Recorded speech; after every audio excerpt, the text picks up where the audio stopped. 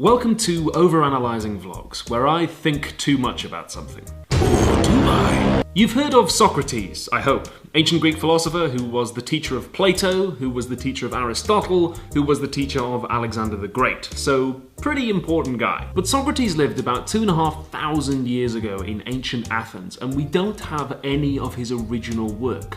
All we have of his philosophy is what other people said he said, notably Plato's dialogues, which record edited and probably fictionalized and touched up versions of conversations that Socrates had with other people, as well as the details of his trial and execution. Spoiler alert. And some people have wondered how we are supposed to separate what Socrates supposedly said from what he actually said, especially given that some of the sources seem to contradict each other. This is the so-called Socratic problem. But some people have gone even further and asked, well, was Socrates a real bloke, or was he just an invention of Plato? If he was real, then Plato's dialogues are like the first ever fan fiction. And if he wasn't real, then it's more like self-insert fan fiction. Because we think we know that in later works, like Plato's Republic for instance, he uses the character of Socrates to express views that are actually his own. So how do we know that Plato wasn't just doing that all the time? Well, we can be fairly certain that Socrates was a real man, at least as certain as we can be about anybody back then, because Plato isn't the only person who mentions him. Xenophon, who was another of Socrates' students, also records conversations that he supposedly had with the man.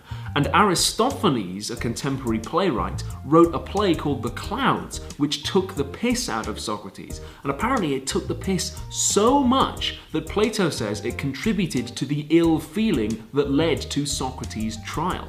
Now, it's possible that all three writers were just using the fictional character of Socrates for their own ends, and a proper historical analysis of those sources would have to be done by people who are more qualified than me in history.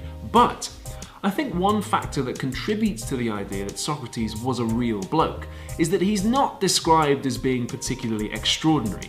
If all three writers said, oh yeah, Socrates could fly and talk to animals and fire lasers out of his beard, well then that would be a little bit unbelievable and we go, well, I'm not sure this person was actually ever real. But apparently, he was a bit of a bum, a bit of a slob, a bit of a troll, and also quite a heavy drinker. And all of those things are normal enough to be believable.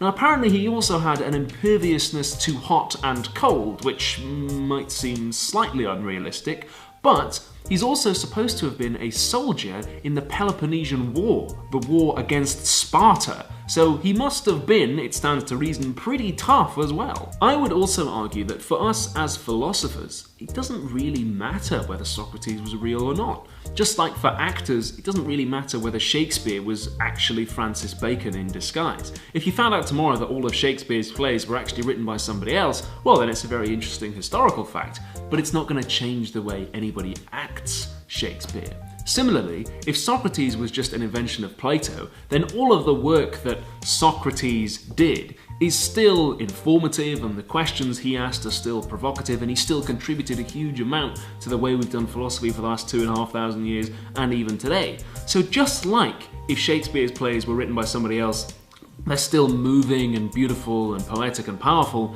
it doesn't really matter for philosophers whether Socrates was real or not. But I'm probably just reading too much into it. Or am I?